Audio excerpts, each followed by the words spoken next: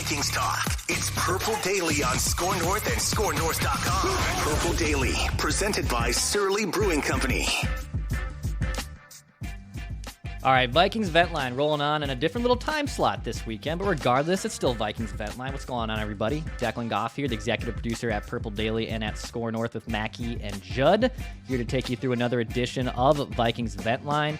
We got preseason football coming up this weekend, so that's why this is not a Sunday edition, but I can tell you, Mackie and Judd will be live on this YouTube channel, I believe, on Sunday morning, afternoon to break down that Saturday preseason game. No traditional vent line after preseason games. We've kind of gauged that out a little bit. It's not as interesting as we would like it to be, so we'll have them break that down. But I will talk to my guys Austin and Rance here in just a little bit. Of course, we're like 3 weeks away from the Vikings season opener against the Packers. So if you'd like to get in on one of these off-season episodes of Vent Line that still remain, shoot me an email for the YouTube audience. It is scrolling across the bottom of your screen right now. It's vikingsventline@gmail.com for that audio audience. vikingsventline@gmail.com if you'd like to get in on the off-season edition of Vikings Vent Line. Been doing this for the last probably 6 months now in the off-season mode of Vikings Vent Line. Of course, during the season, we bring on fans live right after the game. So we'll be ready to rock here 3 weeks from today. I can't wait for that to break down things after their first matchup with the Green Bay Packers. So excited to do that as well. Of course, we are powered by our friends at Surly Brewing Company. If you're in the Twin Cities, go out to the Surly Brew Hall. Great spot to enjoy a summer evening. They got the Furious. They have plenty of other tap room exclusives as well. Go check it out. And if you're at the Vikings game on Saturday at US Bank Stadium, go buy the Before I Die beer. It'll be at US Bank Stadium. And of course, TCL powers Purple Daily and Vikings Vent Line as well. Enjoy more of what you love with TCL. If you're getting ready for football season, you need a new upgrade at the TV, go get yourself a TCL television. It's one of the best in the business. TCL, enjoy more what you love with TCL. All right, pleasantries aside, let's get my guys Austin and Rance on here to talk some little purple with us. My dude Austin's been on Vikings Vent Line before. He is one of the biggest Kirk Cousins fans I know. I follow him on Twitter. He's always tweeting his pro Kirk Cousins agenda. I love it. Happy birthday to Kirk Cousins today, by the way. It is. It's the 34th birthday for Captain Kirk Cousins on August 19th. 34 years young. That's right. So a happy birthday to Kirk Cousins. And on the right of the screen for the YouTube audience, that's my guy Rance. Rance, is this your first time on Vikings Vent Line? Yep, this will be my first time on Vent Line. Okay, cool. Rance, where are you from? I'm from Springfield, Missouri, down here in Chiefs country. Okay, nice. So, Austin, I know you're in Louisville, correct? Yeah, Kentucky. That's not too far away. Okay. Nope. Very nice. Very nice. They definitely love their Chiefs and Cardinals. Cardinals in Missouri is just absolutely crazy. Yeah. Yep. It's always crazy. There's so many these Vikings fans all over the place. Vent Line, it's almost 90% fans that aren't from Minnesota. I'm here in Minneapolis, but it feels like I'm meeting new fans from all over the country and all over the globe every time I'm doing this show. So I love hearing from you guys. Rance, how long have you been a Vikings fan, and how did you become a Vikings fan? So I would say that the kind of the start of it goes back to I want to say 95 or 96. I had an old NFL Films tape that was a highlight of 95, 96. And I really liked John Randall. And that's kind of where I started really kind of following the Vikings a little bit. I saw his face paint back whenever I used to play youth football around where I'm from. It's called Mighty Mites. So I played Mighty Mites, and I would always paint my face like John Randall. And then Randy Moss came along in 98. And that's what really solidified me as being a Vikings fan, is Moss was kind of the catalyst for me to be okay, this is my team. Nice, man. And then Austin, I mean, you've been a Vikings fan. You're a devoted Kirk Cousins fan. I guess twofold question. And if to remind the audience again, number one, how long have you been a Vikings fan? And two, how long have you been a Kirk Cousins fan? All right. Well, I'll answer your first question. I've been a Vikings fan I definitely want to say, I can't remember. I want to say around the 02, 03. I definitely remember loving Dante Culpepper and Randy Moss. But I always used to, when I was getting into football, watch my dad watch sports and ESPN and stuff. And I would always see just Culpepper bombing it to Randy Moss. Well, I would always play the ESPN, the 2K3 game. Yeah. And that was one of the best football games ever. And I was honestly very terrible at it. And then I'm like, hold on, I've just been seeing on the TV, this Vikings team's always winning. You just got to throw it to this guy Moss. And I just kept doing that, and it worked on the video game. So it turned into, hey, did the Vikings win today? Hey, did the Vikings win today? And then I got my very first Randy Moss jersey, and it's been love and heartache from there. Kirk Cousins, however, I thought he was okay. Here's my ultimate thing with him. I definitely stand for just the troll of him. I definitely agree he's a top 10 to 13 quarterback. I mean, he's not elite. I do think I agree with you guys, and especially Phil, that I do think that there is another level of Kirk Cousins to unlock. But I've just been a fan of him ever since he, just because he came to us, and just because he was different. And I like to think of things on the contrarian type. So why everybody was kind of skeptical about the contract, which I understand now when, listening to Purple Daily long enough, you start to get well versed in contracts now. So now I just kind of question everything. But, I mean, you got to think, dude, all the quarterbacks that we've been through, since we've all been Vikings fans, and he's actually the one to stick around. It's weird to say he's probably the second best Vikings quarterback ever. You want to throw in Brett Favre, but I mean, he's up there just because of longevity. I mean, you got to think we at one point had Donovan McNabb as a quarterback. And it's been absolutely ridiculous. So just the longevity of it, it's fun in my lifetime to see that someone, that he is our quarterback. Is he the greatest? No, but I'm just going to support him on my end. Okay. And good little history lesson there. And yes, there's the Dante Culpeppers, the Matt Castles. Oh my gosh. Gus Farratz, the Josh Freemans, the Gus Farratz, Sage Rosenfels, like it all There's happened. Been so many. Brad Johnson threw was that on the Buccaneers or the Vikings where he threw a touchdown to himself? Probably one of the two. It's probably the Bucs, yeah. but it's just been absolutely bad. It's been a revolving door of quarterbacks, so it's just cool to have somebody that stays. But we just got to see that extra level unlocked. But I've just fallen into the territory where he is the 10 to 13th best quarterback, but he's our quarterback, so let's ride with him. I love it. All right, boys, let's get into some topics here on Vikings Vent Line. I sent over a little prep email to both of you guys. I'm just curious on your hottest Vikings take. Rance, I'm going to start with you. Coming up here, we got the second preseason game. We're like 3 weeks away from week 1 of the NFL regular season starting. I want to know from you, man, what is your hottest Vikings take for this season? So my hottest Vikings take for the season has to do with Dalvin Cook, and it has to do with the amount of passes he is going to catch this year. I should have looked before I got on. I meant to check what his career high in receptions were, but I'm going to say that my hottest take is he's going to catch at least 70 passes this year. So I think that Dalvin is going to go into the Kamara territory where he's going to be fed. A lot of touches will be taken away from just typical runs or runs up the middle or what he's used to, and I think they'll just be replaced with passes. So my hottest take is Dalvin is going to catch more passes than he's ever caught, and that he's going to catch at least 70.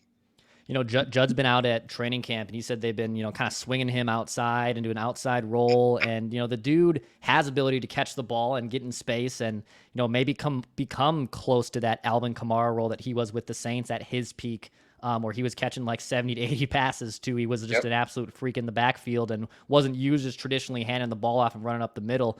But Dalvin's so fast and agile enough that if you get him out in space, he can create a lot of that yak yard after the catch, whether that's a screen pass, whether that is lining him up outside like a wide receiver. I love that one. I think that's the one we don't really talk about enough because we always talk about the wide receivers and even Kirk and the new offensive coordinator. But I kind of think we're sleeping a little bit that, hey, they still have Dalvin Cook, right? Mm-hmm. They still have like one of the best running backs in the NFL. So I'm glad you're a Dalvin Cook totally. fan. And if you watch his college tape, like he went out wide and he caught a ton of passes. I remember watching, several different Florida State games where he would be running wheel routes, going deep along the sideline, catching 30, 40-yard bombs all the time. I was just about to say that wheel route. I'm a Louisville fan, so like we had just entered the ACC back when Jameis Winston and Dalvin Cook were going crazy. And Dalvin Cook he's just someone I followed, so he did a lot of wheel routes. That's a good call. I love it. All right, Austin, you're up next, man. What is your hottest Vikings take for this season? It's different from Rance's, but I really do like Rance's take because I've seen in a lot of videos it's that the Vikings are putting out on social media. I've seen a couple of them where it involved Dalvin Cook actually catching passes, and he looks in really good lean shape, and he's got the change to number 4. So maybe the whole mentality is he's probably going to be a new running back. So I like that, and I hope that comes to fruition for my guy Rance. But for me, I don't know if it can be said enough how much, since this team is finally getting an offensive-minded head coach, Kevin O'Connell. I'm very excited to see what he does. It seems like with just little comments that he's making, with telling Kirk to, hey, we need that pass. If that's not a pass that you're, usually going to make, we need you to make that. And it seems like Kirk Cousins being the kind of, all right, I guess I'm just working here soldier. Hopefully that kind of gets into his head a little bit and just knows that, hey, if the coach, KOC, tells him you're doing a good job, it's going to compel him to make more, better decisions down the field. So I guess my hottest take is I definitely think it's kind of going to go into Rance's with them involving more wide receivers in the passing game, especially with Kene Nwangu back there. We're going to see a lot of committee, and they could spread those out and be pass catches. And I just think that we're just going to get a lot of receivers and running backs the ball in air. So I think the Vikings will finish a top 5 offense and at least 3 different metrics of passing attempts, passing yards, and I can't think of anything else right off the bat, but I'm just going to say like they're going to be right? they're going to be a top 5 offense just because I just think the whole mentality is going to switch. The weapons that the Vikings have had over the last couple of years that's been marred by a defensive head coach and someone that's been not willing to take the next step and get everyone in the offense involved. I think now we're going to kind of taste a little bit of 2022 new generation football. And with the pieces that we have, I don't think it's that crazy to think that we could be a top 5 offense. I mean, top 5 offense is basically all I'm at. Like, that's my bare minimum what I'm asking for this year. I know we're going to talk about expectations later on in the show, but that's my expectation. Like, finally, can you be a top 5 offense? They've been like 11th and 14th in points the last 2 years. And it's the same guys, right? It's the same quarterback. It's another wide receiver that's taken a next step in Justin Jefferson. Yeah, KJ Osborne took a big step forward last year, but all the offensive pieces have pretty much remained the same the last 2 years. Now you're kind of hoping that the offensive line scheme and a new head coach and offensive coordinator is the thing that pushes it over the top instead of being a kind of underachieving offense with a lot of good talent and being the legitimate top 5 offense that it should be, because it's just too talented. It's across the board from quarterback down. As much as, even we might be critical of Kirk, he still is one of the better quarterbacks in the NFL, and it's just too good of an offense with too many good players for it not to be a top 10, top 5 kind of offense. And I think that coaching and scheming, getting Dalvin Cook more involved, getting the running backs in general, like Kene Nwangu, involved, I think that's what's going to be the thing that takes them over the top. So I like both those takes. I think those are hot, nice takes. I dig them a lot. I know we both kind of talked about Dalvin Cook and maybe even the running backs by committee there. I am curious about what you guys are excited to watch for in the season when it comes to certain players. So which Vikings are you most excited to watch in 2022? Rance, I'll start with you. So I want to say, obviously there's plenty of stars. We've got Justin Jefferson and Thielen. Those guys are going to do what they do. So I don't want to give a kind of a cliche answer.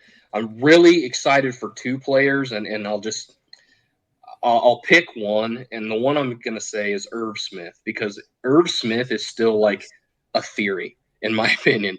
Like we all think he's going to be really good. And I've heard people say it on this show before. We all want him to do good. He's got the ability. He's a really good blocker. He's a really good receiver. He's athletic. He's got all the tools to be a top tight end. We're just all waiting for it to happen. So I'm really excited for that. I think KJ Osborne's going to have a good year too, but I really want to see Irv Smith because we still haven't seen that come to fruition yet.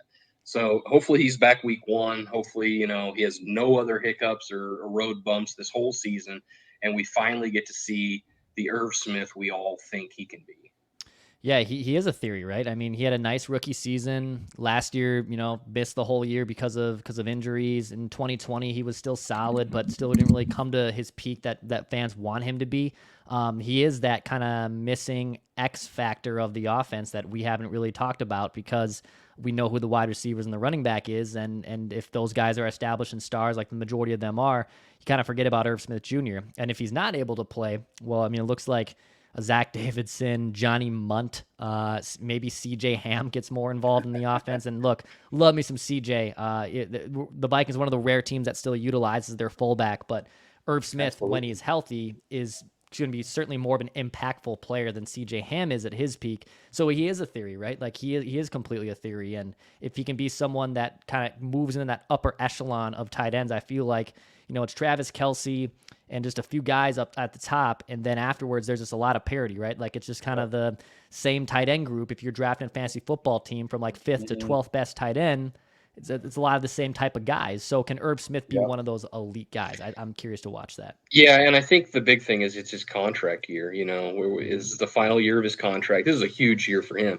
Just as important as it is for us fans to want to see him, be a weapon and do great things. Like this is a big year for him personally, because if he doesn't have a good year or gets hurt again, like who knows what could happen. That means the Vikings are likely going to draft somebody next year to replace him. They might not even bring him back because of the possible problems that he has with injuries. But so it's going to be interesting to see. I think he's going to have a good year, and hopefully for him that he has good luck with injuries going forward and gets that contract. I love it. Awesome. How about you, man? Which Vikings player are you most excited to watch for in this season? Well, I have to agree, just because I do think that Irv Smith, like we know the type of player that he is, we just really haven't got to see him actually on the field. I mean, the times we have seen him on the field, it's just been brilliant, but we just haven't seen that in a long, steady period of time. And we just know that that's a game changer that this offense needs, and especially in the way that football is played today with wide sets and just everyone just going wide, and just you just don't know where everyone's rolling. However, just like Rance, I didn't want to go with anyone just specifically. Of course, we're excited for Justin Jefferson. Of course, we're excited to see Adam Thielen again and Dalvin Cook. But me personally, I'm very excited this year to really focus on Lewis Cine, our first draft pick in this last year's draft, because for a person like me that really wasn't that high on the pick until, I had to read a couple articles and what people graded and just kind of talk me off a ledge a little bit, just because I was excited with the new regime. And I thought that we were just going to kind of go bees to the wall and just go all in with some just known pieces. But to football guys all around and people that analyze football from statistics and just watching every play, like Lewis Cine to them is probably one of the best players that was on that Georgia defense. There had been a lot of people that said that there are 4 or 5 players that were better than him. And of course, a lot of players from Georgia got drafted in front of him. But by all metrics, a lot of people just seem to love Lewis Cine's placement, where he's at, his knowledge of the game. And I guess the pairing of that with Harrison Smith is going to be really interesting to see, because as he gets older, we would love to have that kind of torch pass to him, because that's the defense us Vikings fan have been used to, a captain like Harrison Smith. And if they were going to go kind of get a clone just like him, and especially we can get another 1 or 2 good years out of Harrison Smith and kind of had this defense up there and just be able to pass the torch, I'm really excited to see what Lewis Cine is, just because at first I was a doubter, and I know he doesn't come off in the highlight tape if you go watch some Georgia tapes, but he makes plays. He's there. He hits the ball carrier, and he's just a pure football guy. So I'm excited to see Lewis Cine this year. Yeah, I think you represent a lot of Vikings fans from the initial pick of who the hell is Lewis Cine? Also, why did they just trade back with their division rival? Why did they make us wait 4.5 hours to see the pick? Wasn't a fan. There was a little bit of sour grapes, I think. You guys waited in the freezing rain for that. I froze my arse off and burnt my gloves on a space heater and melted them together because I was so cold trying to wait for that damn pick. And this bourbon-infused cold Deathling golf. It was awful. It was very, very cold. But I think that represents a lot of people's initial thoughts on the Lewis Cine pick. But then you start watching a little bit, you start reading up on him a little more, and I think your Harrison Smith comparison's good, right? Like if he learns from Harrison Smith and is eventually maybe even the guy that succeeds Harrison Smith down the line, that's great news for the Vikings. They've had a lot of good safeties. Harrison, has a track of being a Ring of Honor player, maybe a borderline Hall of Fame player, and in general, if he can learn how to play football with Harrison Smith, that's going to be great too. I think how he fits in to the scheme in general is still kind of a wait and see kind of situation. Cam Bynum's going to be the opposite starting safety. I don't think that doesn't mean Lewis Cine doesn't play, but how much does Lewis Cine play? How much of an impact does he make in the early first few games for the Vikings in 2022? I think that kind of remains to be seen, and that's fine, right? Like if Harrison Smith and Cam Bynum are seems playing like they well, can fit him in at cornerback too. As I heard that they can fit him, he can play nickel in some situations, and if an opposing team goes 5 wide, that he could go out there and just be out there just to watch the offense. So that's a lot of people that I've seen from the pre-draft pick, is that he can kind of be that everywhere defensive back. So that's exactly what you just mentioned with the whole Cam Bynum thing. It's just going to be interesting to see how they battle and use him, because they're going to want to get him on the field this year, right? And hopefully that's not as a detriment to Cam Bynum's play, because I hope that he's still doing good. But if you could throw Lewis Cine out there in a couple of coverage routes, hell, even have him play like a small linebacker at some point just to kind of throw the quarterback off. It seems like he's well versed in doing that, and the analytics guys love him for doing of just being a disposable playmaker like that. I think they'll get him involved in creative ways, whether that's at safety, linebacker, slot cornerback. He can kind of fit a lot of different schemes. He played a lot of those positions at Georgia too, so he wasn't just a true safety sitting in the backfield the whole time. He's a Swiss Army knife basically on defense, and he's going to be a fun guy to watch in that Donatello system. Boys, I am curious on your expectations for the Vikings this year. So we talked about hottest takes, and we talked about players to watch.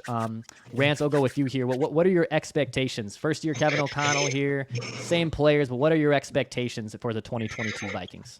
So I want to be just kind of different than what people have said. A lot of people want the offense to take a leap forward, which, yeah, we all want that, and I think that's going to happen.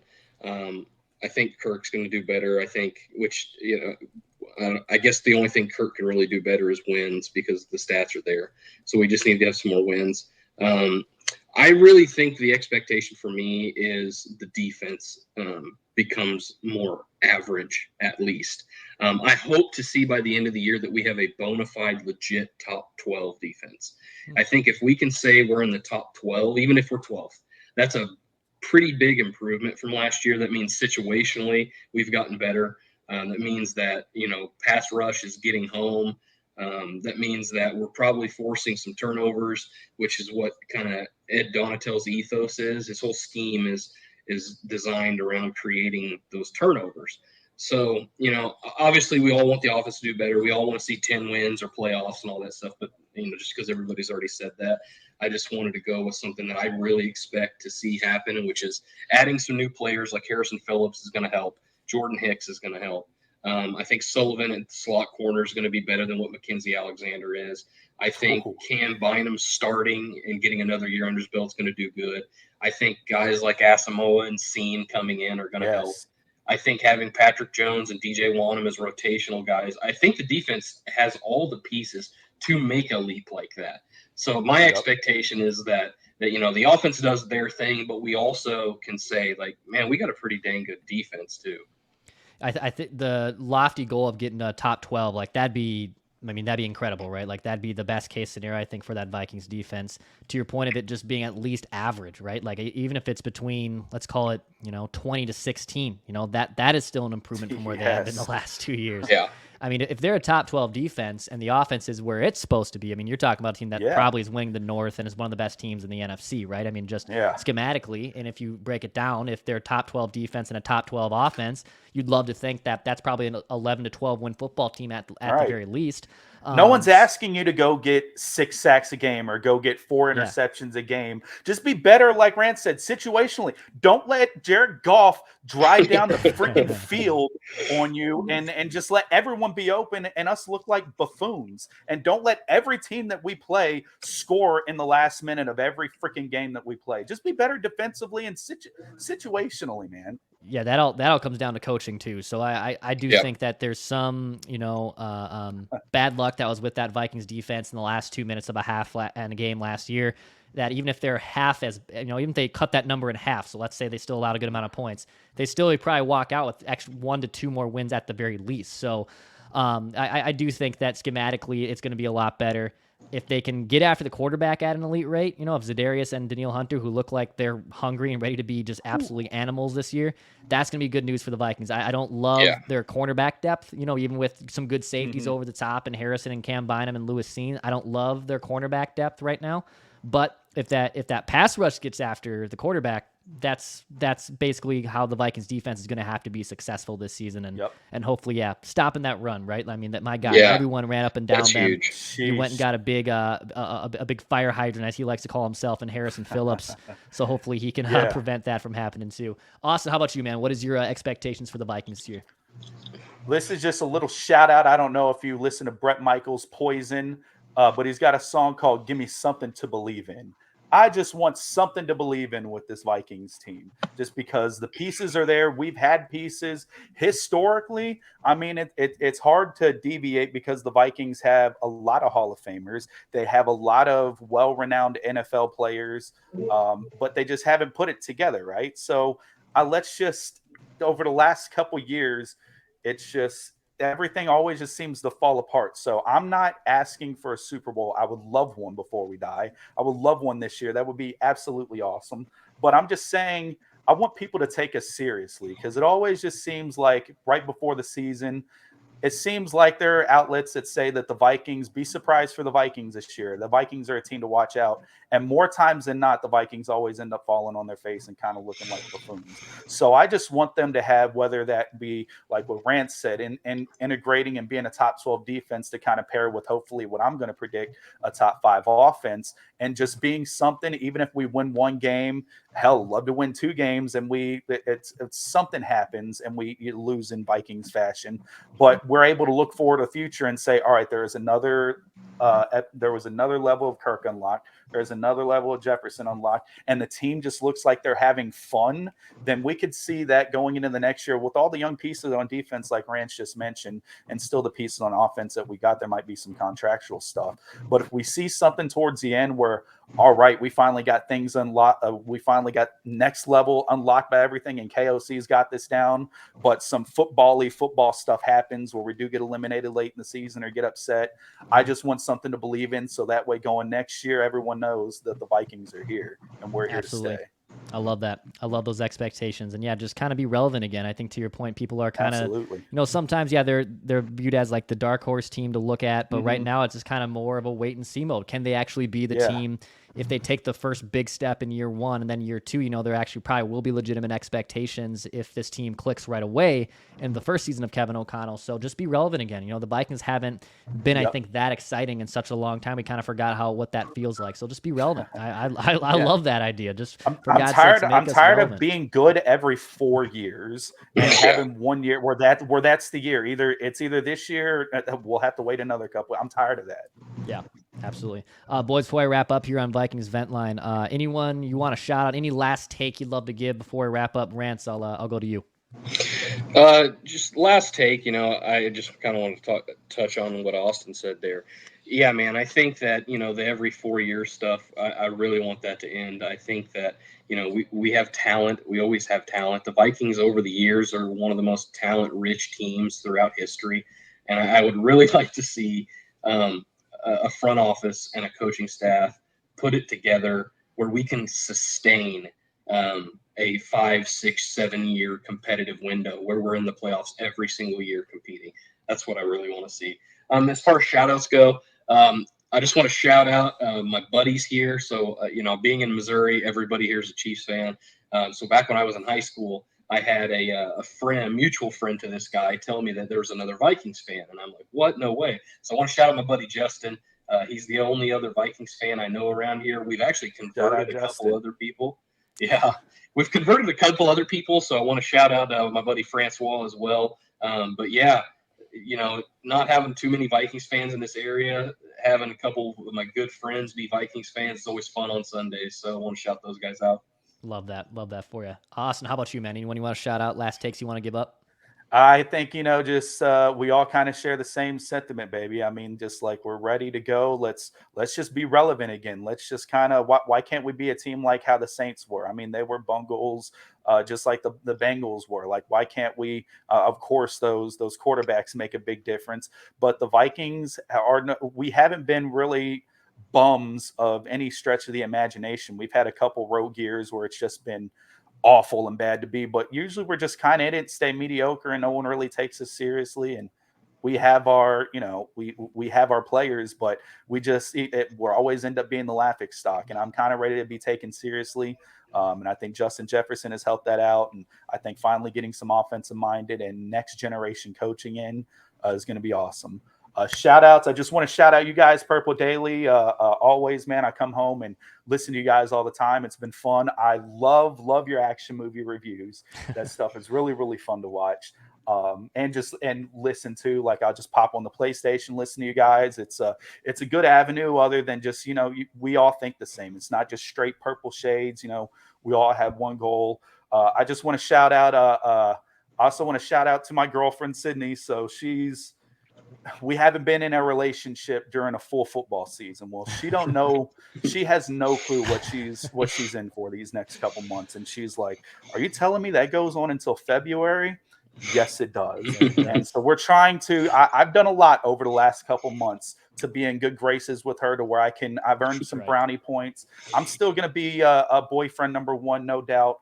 But we're also going to try to convert her to some Vikings stuff. And I also want to shout out, there's a Vikings bar here in Louisville, Kentucky. It's actually a well-popping bar. It's called Gersel's out on Shelbyville Road on the East End. St. Matthews. Gersel's on Sundays, it turns into a all Minnesota Vikings bar. And it's like, it's like being at US Bank. They have like giveaways there at halftime that goes to charity where you buy tickets. They have a DJ, they have drink specials, all the bartenders, everyone's wearing purple. They play music. It goes absolutely crazy. So shout out to that. They call that the Derby City Norseman Club. Shout out to all my people, all my Vikings fan that's in Rants, all the people that's in the Midwest, Southeast, everybody that's not in Minnesota. Skull, baby, let's do it. And once again, thank you, Dex and Skull North, for having us. It's shout out to you guys. Absolutely, boys. Thank you for coming on. Yeah, I love that. Love that there's Vikings themed bars all over the place. It's cool. It's just, and all that. It's just a normal bar, but just only on Sundays. It's when it transforms into that. I think it happened around the time that Teddy Bridgewater got drafted, because of course Teddy Bridgewater's from here. So there's a large conglomerate that loved them, but that brought out a lot of like Vikings fans to get out there, and it's fun stuff. I love it out there in Gersel's. Can't wait to get back. Awesome, man. Austin, Rance, thank you guys for coming on Vikings Vent Line. Appreciate Rance, you. Declan, come on. Thank you.